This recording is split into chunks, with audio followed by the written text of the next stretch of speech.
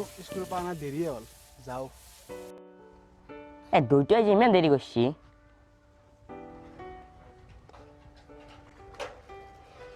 আদৰ্শ দে আহ বহ আজি দেৰিয়ে হ'ল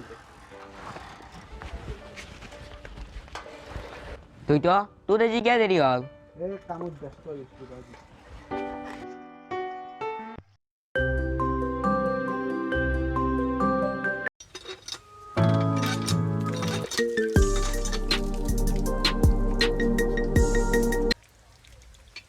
হেল্ল' হেল্ল' আপুনি আদৰ্শ যদি হয় নেকি হয় হয় আপুনি যে ইণ্টাৰভিউটো দিছিল হয় হয় আপোনাৰ চাকৰি হ'ল আৰু কালিৰ পৰা জইন কৰিব পাৰে কি সঁচাই হয় সঁচা আপুনি আহিব পাৰে হাতীগাঁও চাৰিআলিলৈ অ'কে মই কালিলৈ আহি আছোঁ অঁ ধন্যবাদ ছাৰ ধন্যবাদ দেউতাক কৈ এতিয়া দেউতা অ'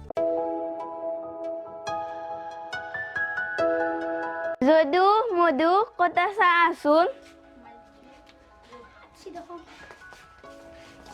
হে দুটা লো মা তুমি ককাক দিছানে ককাই কল খাই ভাল নাপায় ককাইচোন কল খাই ভাল পায় ককাৰ কাহ হৈ আছে নে সেইকাৰণে নাহে যাই তেখেত লৈ যা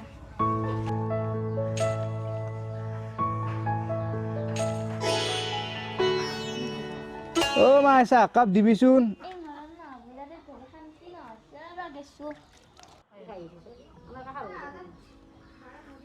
অ' হাতীয়া দিয়াই মাতক দে অ' মা হাতীয়া দিয়াই অ দিছো ৰ অ' মাই হাতীয়া দিয়াই এই বুঢ়াটো কত নম্ৰে ও মৰানো নাই ক'ৰবাত থৈ পাৰলি এই বুঢ়াক দেখোন বৃদ্ধাশ্ৰমত থৈ পাৰি সুধবা লাগব তেওঁ বা কি কয় চিনা অঁ কচোন আমাৰ যদু মধুক যি বস্তু খাব দিয়ে সিহঁতে ককাক দিয়ে অঁ কোৱাটো মোৰ লক্ষ্য কৰিছোঁ কিন্তু কি কৰিবা আৰু উপায়টো নাই আকৌ এটা উপায় আছে যদি শুনা ৰ'বা ৰ'বা মই পিছত তোমাক কথা পাতিম মই এতিয়া অফিচ যাওঁ আহিলে ক'বা হা হেল্ল' সেই আজিও বাচি গ'ল কিমান দিন বাচিব আজি কমেই অফিচৰ পৰা অহাৰ পাছত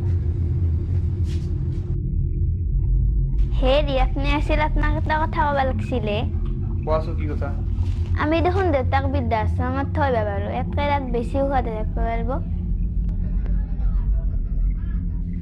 কথাটো তুমি ঠিকেই কৈছা কিন্তু সমাজে দেখিলে কি ক'ব এই সমাজৰ কথা বাদ দিয়াকে আপোনাৰতো কওক বাৰু চাওঁ কি কৰিব পৰা যায়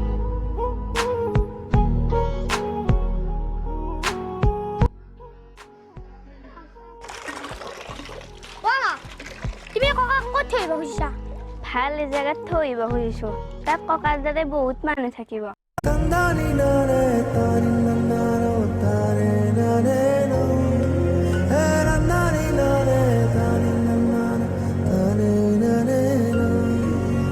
অ' দেউতা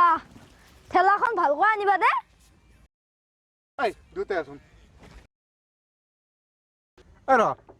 তই দুটা কি কৰিছানো আৰু এটা কথা তই দুকে ঠেলাখন কিয় লাগে কাৰণ দেউতা তুমিওতো এদিন বুঢ়া হ'বা তোমাকোতো দেউতা এদিন এনেদৰে থৈ আহিব লাগিব